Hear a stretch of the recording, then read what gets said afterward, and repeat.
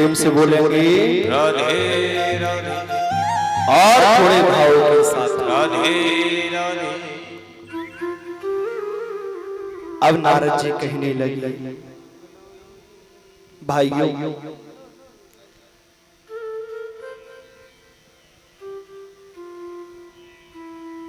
एक बार प्रेम से बोल रहे हैं राधे। आइए दुर्गा सेवा मंडल की तरफ से पूज्य महाराज जी का स्वागत सम्मान किया जा रहा है, तो मैं आग्रह करूंगा कि वो लोग आए और एक सुंदर सा भजन स्वागत भाव के लिए। बोले बाके बिहारी लाल की जय।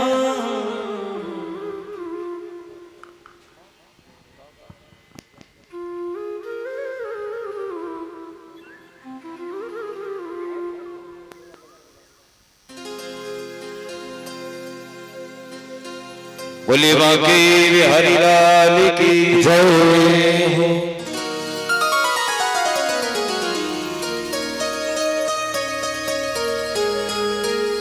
ओ मेरी बिगड़ी बनाने वाला, ओ मेरी बिगड़ी बनाने वाला, एक तू है, एक तू है, एक तू ही तू है मेरे श्याम। एक तू है, एक तू है, एक तू ही तू है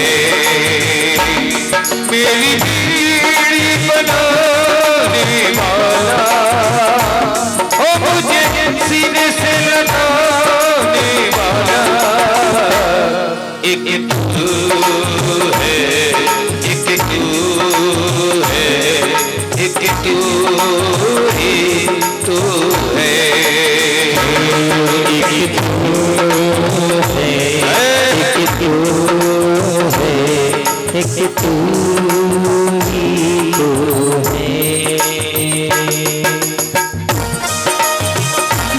जय हो।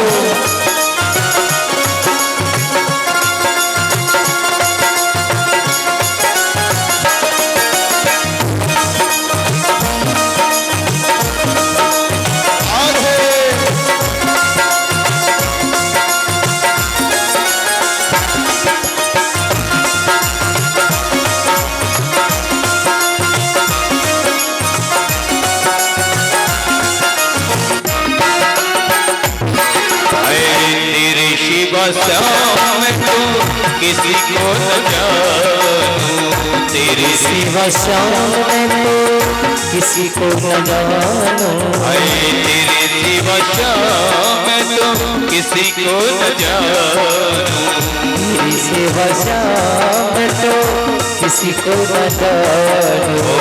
दिन रात मैं तो तेरे गुणगान गाऊं, दिन रात श्याम तेरा गुणगान गाऊं।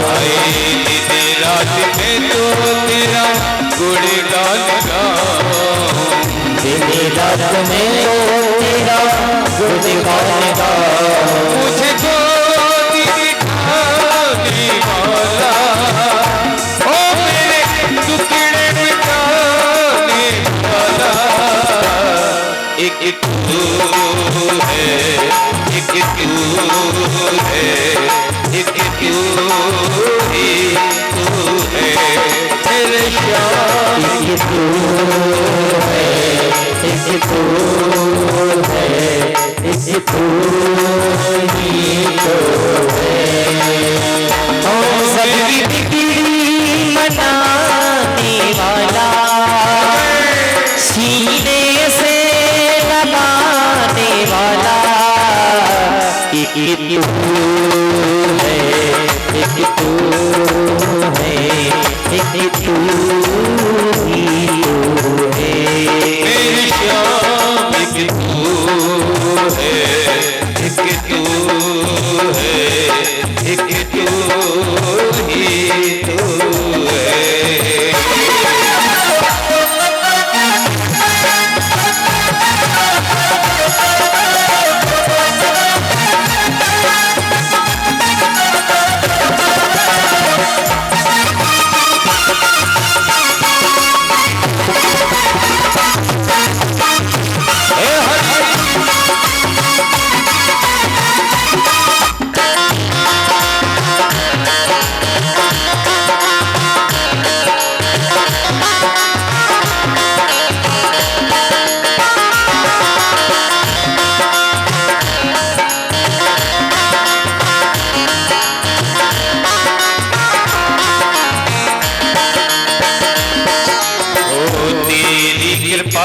से चलता गुजारा, तेरी कृपा से चलता गुजारा, तेरी दया से चलता गुजारा, तेरी दया से चलता गुजारा। जब भी दुखों ने घेरा तुमको पुकारा, जब भी दुखों ने घेरा तुझको पुकारा, जब भी दुखों ने घेरा तुमको पुकारा, जब भी दुखों ने घेरा तुझको पुकारा। रखवाला हो मुझे अपना बनाने वाला, एक तू है, एक तू है, एक तू ही तू है मेरे श्याम, एक तू है, एक तू है, एक तू है। ओ मेरी बिगड़ी बनाने वाला, सीने से लगाने वाला, एक तू है, एक तू है, एक तू ही तू है, एक तू है, एक तू है, एक तू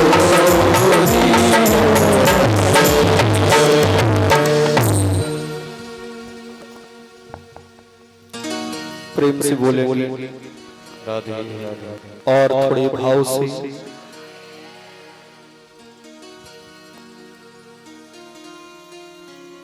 नारद जी कह रहे सनकादि को,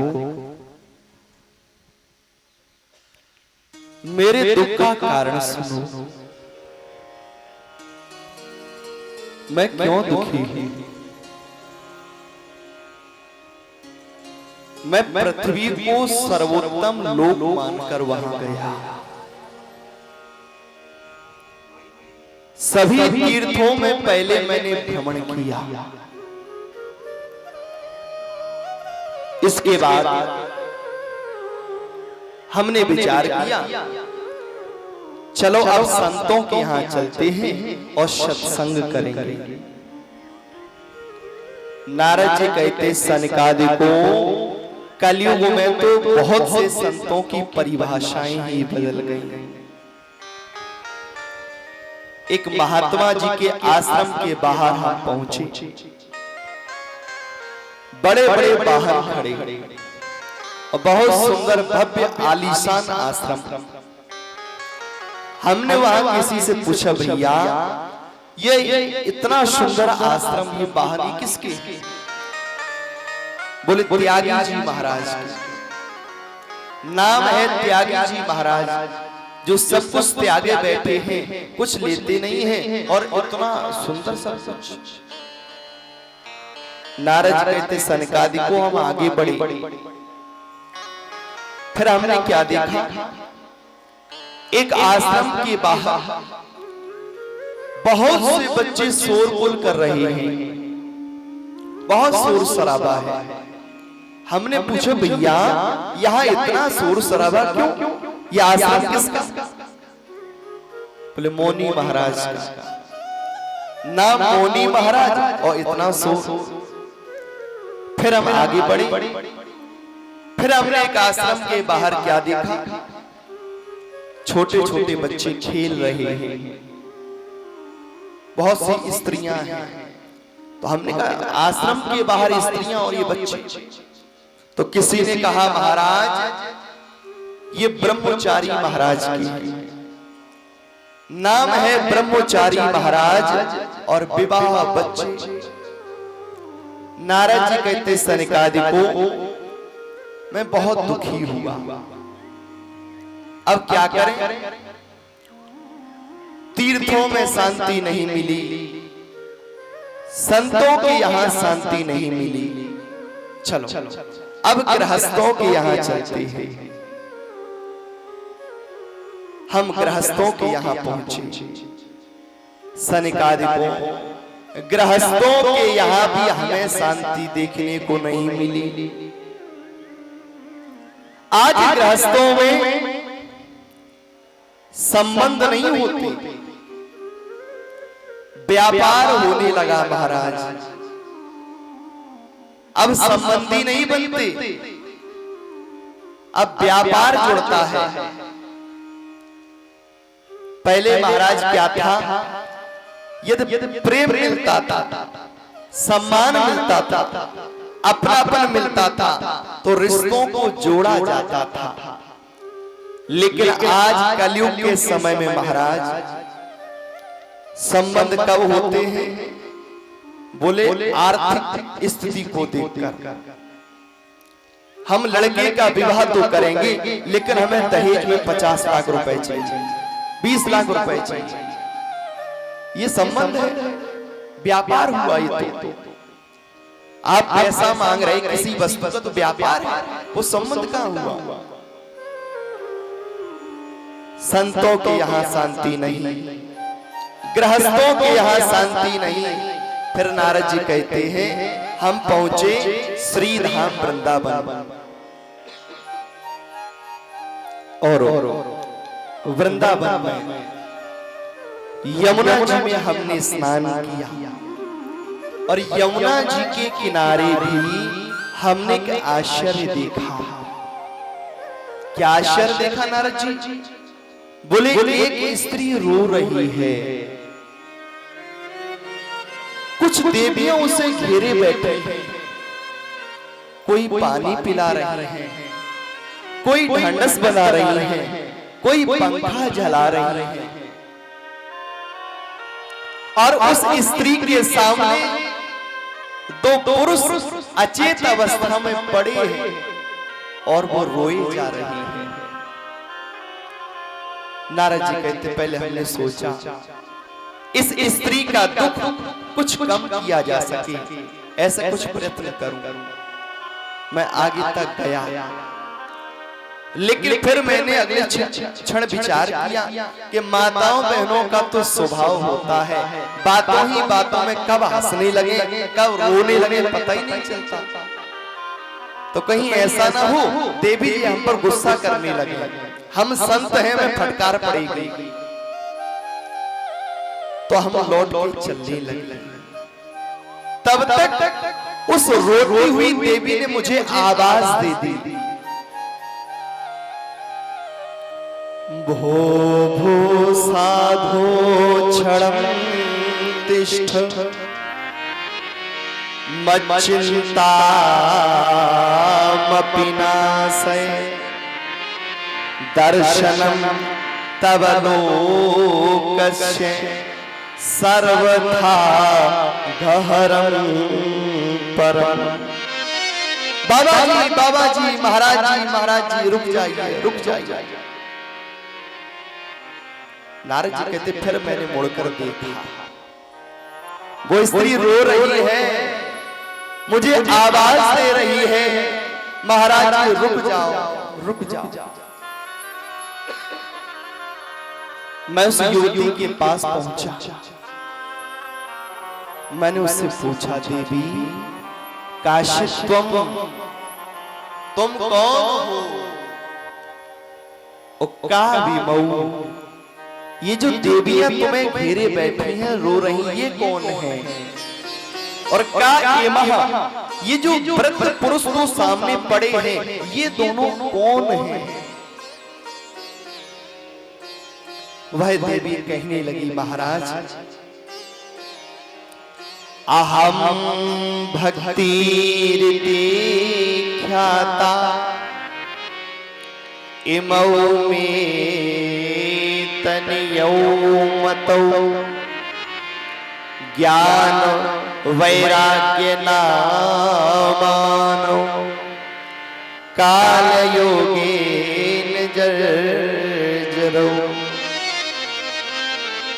मैं कौन हूं महाराज सुन लो, अहम भक्ति रीति ख्याता, मेरा नाम भक्ति है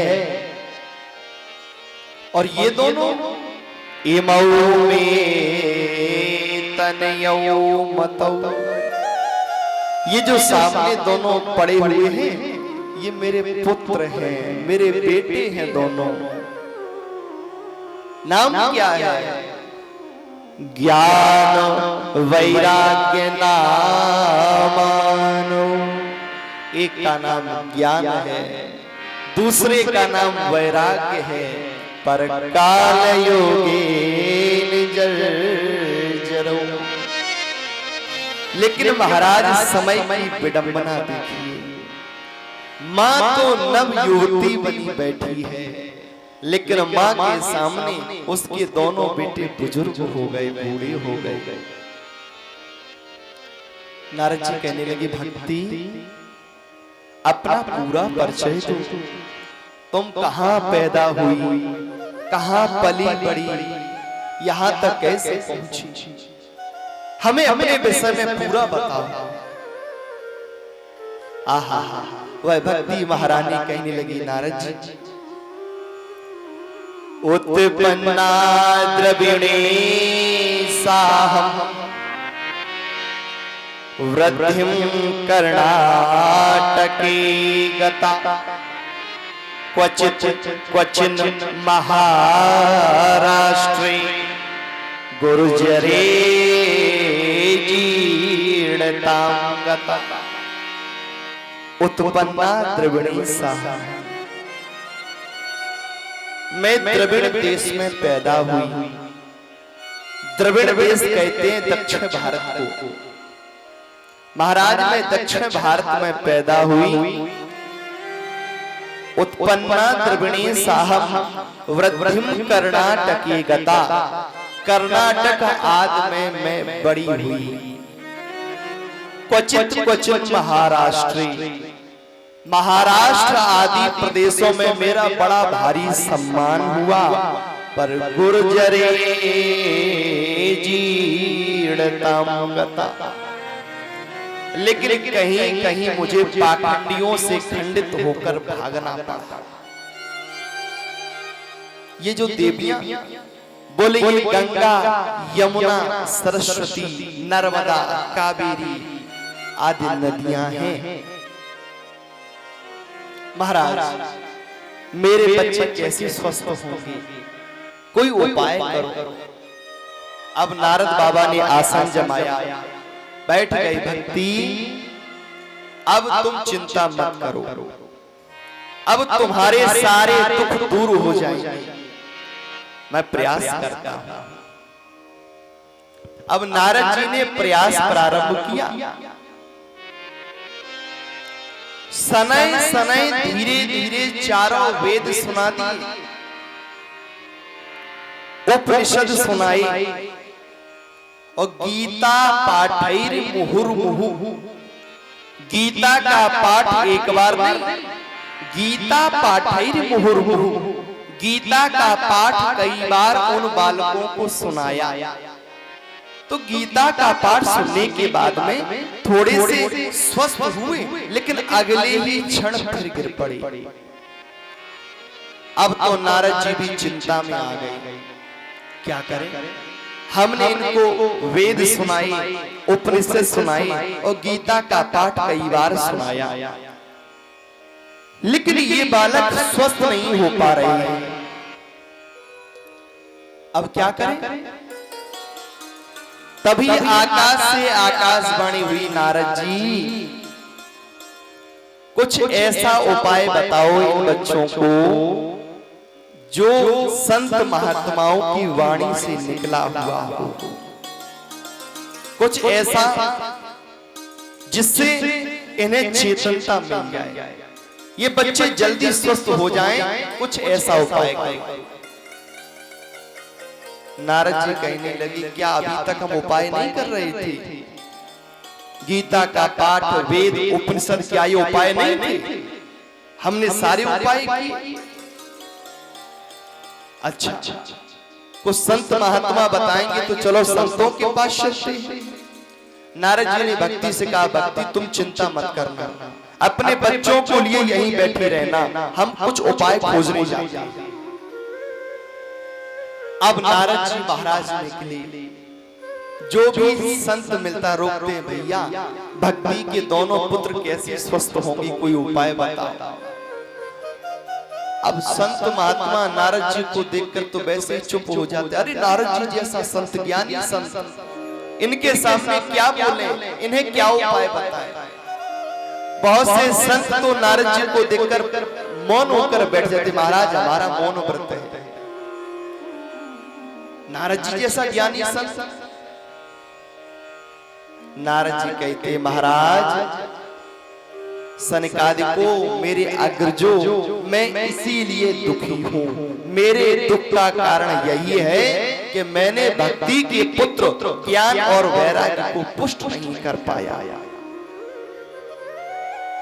महाराज आप ही बताओ, भक्ति के पुत्र ज्ञान और वैराग्य कैसे पुष्ट होंगे। सनकादिकों ने कहा, नारद जी चिंता की कोई बात नहीं, इसका उपाय है हमारे पास। क्या उपाय है? बोले भागवत जी की कथा ऐसी दिव्य कथा है, यदि किसी के लिए संकल्पित वह कथा की जाए तो महाराज क्या से क्या नहीं हो सकता, असंभव भी संभव हो जाता है भागवत की कथा से। ये कथा यदि कोई मन से सुन लेता है महाराज, फिर उसके लिए संसार में कुछ असंभव रहता ही नहीं है। इतनी महिमा इस कथा की है। तो महाराज कथा सुना दो फिर। सनकादिकों ने कहा, नारद जी ये जगह ठीक नहीं है। क्यों? बोले यहाँ बहुत दूरी है, हर व्यक्ति यहाँ कथा सुनने नहीं आ सकता। कथा की ऐसी जगह व्यवस्था बनाई जाए जहां सभी लोग सुगमता से आकर भगवान की कथा सुन सकें। कहां सुनाओगे महाराज कथा?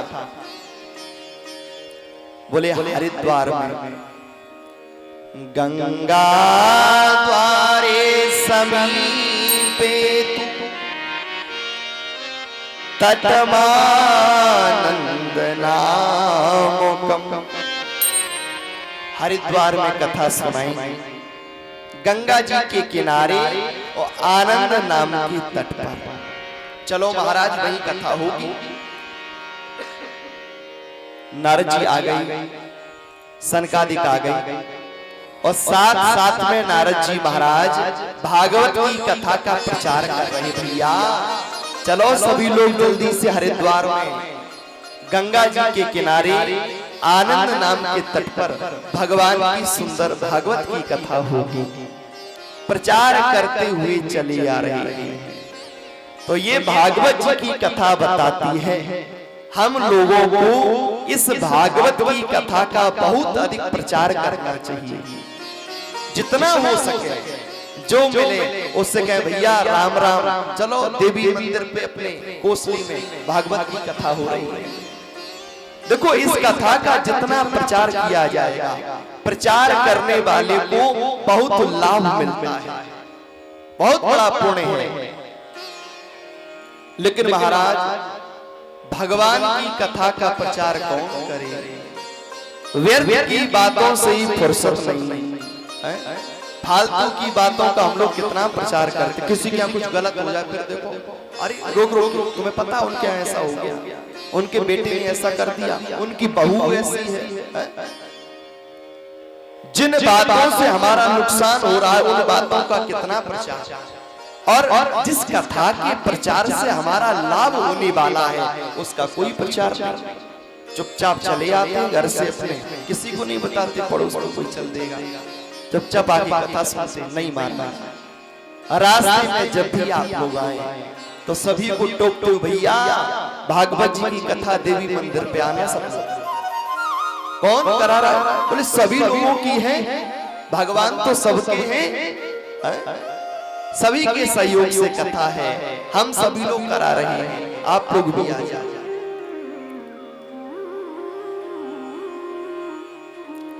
जब प्रचार किया तो कथा सुनने कौन कौन आ रहा है? भृगुर्वसिष्ठस्य च्यवनस्य गौतमो मेधा तिथिर देवल देवरातौ रामस्तथा गाधे सुतशिशाकलो मृकंड पुत्रा त्रिज पिलादा।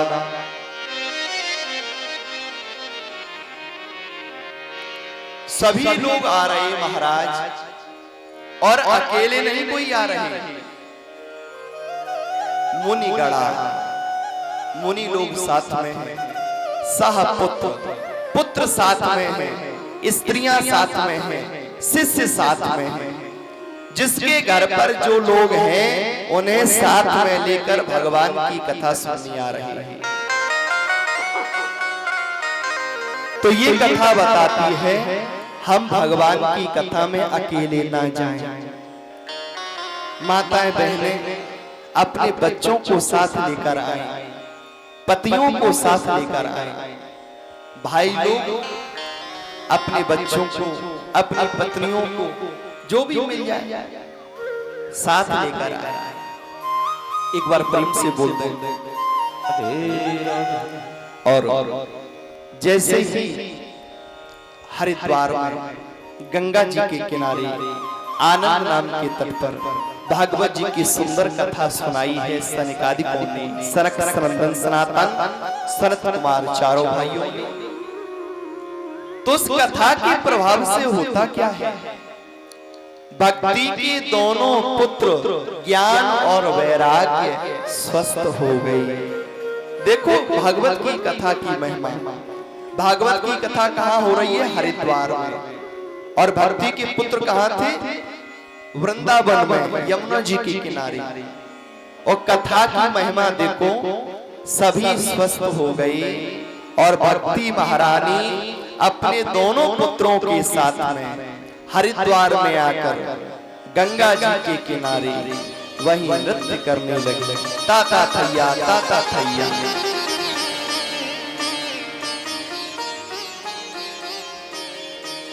श्री कृष्ण गोविंद हरे मुरारे, हे नाथ नारायण वासुदेव। श्री कृष्ण गोविंद हरे मुरारी, हे नाथ नारायण वासुदेव। श्री कृष्ण गोविंद हरे मुरारी, हे नाथ नारायण वासुदेव। गोविंद हरे मुरारी, नारायण वासुदेव। हे नाथ नारायण वासुदेव, हे नाथ नारायण वासुदेव। हे नाथ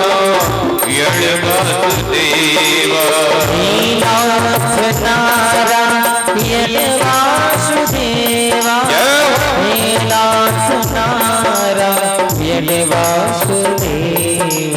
श्री कृष्ण गोविंद हरे मुरारी, हे नाथ नारायण वासुदेव।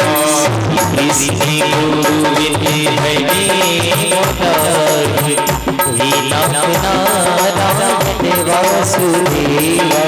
हे नाथ मेरी ये प्रार्थना है, भूलो कभी ना है नाम तुम्हारा। हे नाथ मेरी यही प्रार्थना है, भूलो कभी ना मैं नाम तुम्हारा। ओ हे नाथ मेरी ये प्रार्थना है, भूलो कभी ना मैं नाम तुम्हारा।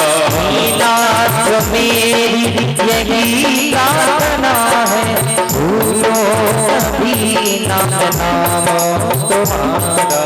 लिखा हो करके दिन रात गाऊं, इस काम हो करके दिन रात गाऊं। हे नाथ नारायण वासुदेव।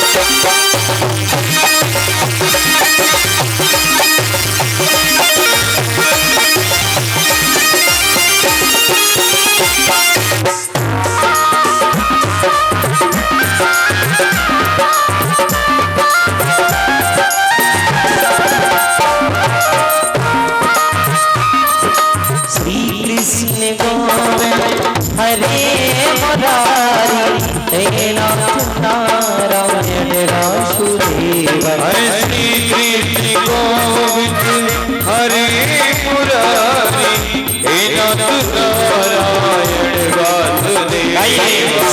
कृष्ण गोविंद हरे मुरारी नाथ नारायण वासुदेव।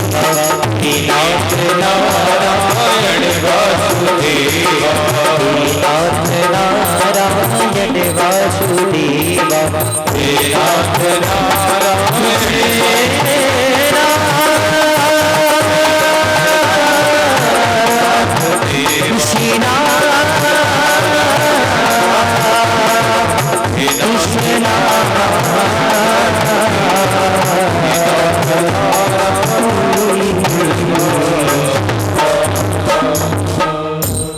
प्रेम से बोलेंगे राधे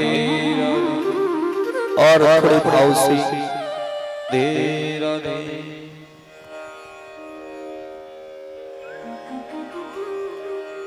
नारद जी ने जब देखा भक्ति की पुत्र ज्ञान और वैराग्य भागवत की कथा से पुष्ट हो गई, स्वस्थ हो गई, तो सनिकादिकों से पूछा, सनिकादिकों ये भागवत की कथा तो बड़ी अच्छी कथा है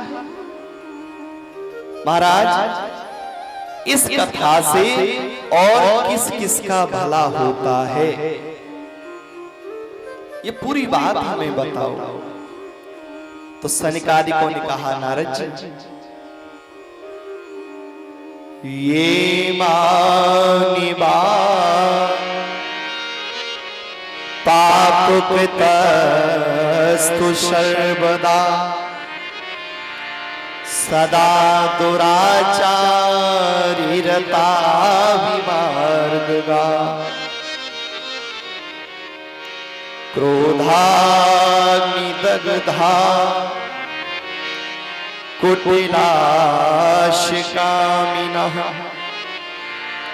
सप्ताह यज्ञेन कलौ पुनन्ति ते। कह रहे नारद जी ये मानवा पाप कृतस्तु सर्वदा, ऐसे व्यक्ति जो हमेशा पाप कर्म ही करते रहते हैं, सदा दुराचारी रता विमार्गा, जो दुराचारी हो गई, गलत मार्ग पर चलते हैं, जो क्रोधी हैं, जो कुटिल हैं, जो कामी हैं, यदि वो भी भागवत की कथा मन से सुन लेते हैं महाराज, तो उनका भी कल्याण हो जाता है। ये कथा सभी के ऊपर कृपा करने वाली है, ऐसी भागवत की कथा है। नारद जी ने पूछा, महाराज क्या किसी ऐसे पापी पर भगवान की कृपा हुई, भागवत की कृपा हुई? बोले हाँ।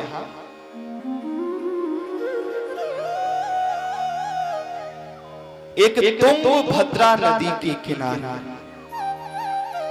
पत्तनपुर नामक ग्राम था। ध्यान से सुनना इस कथा को आप लोग, ये बड़ी सुंदर कथा है। और वहां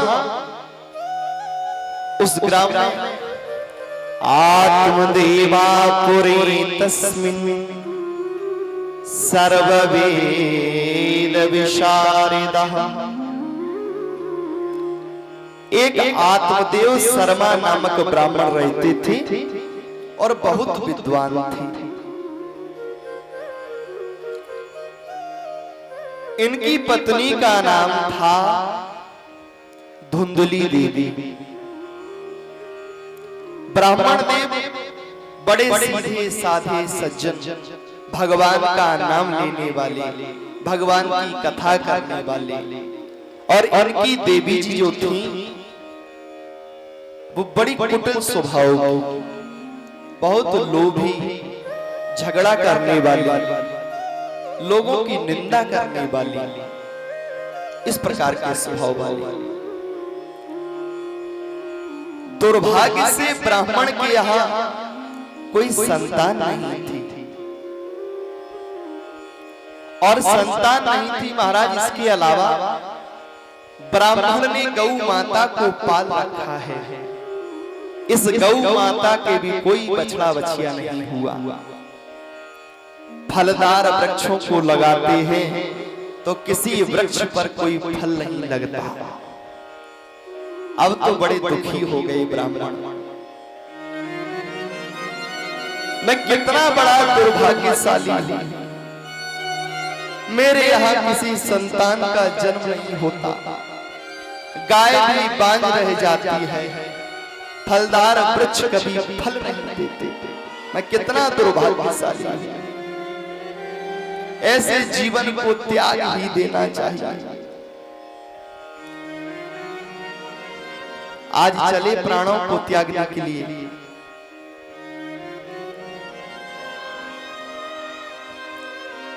एक नदी के किनारे पहुंच गए, वृक्ष के नीचे बैठे हैं। तभी वहां से महात्मा जी निकले।